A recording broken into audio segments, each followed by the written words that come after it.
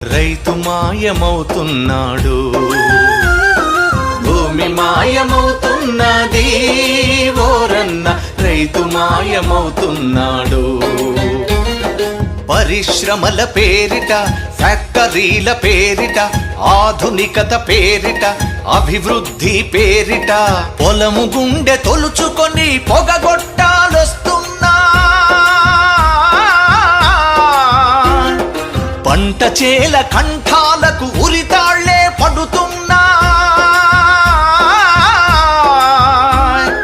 నేలని గంటువులోన గతకాలపు వైభవంల రైతు అనే పదమొకటి నిక్షిప్తం అవుతున్నది.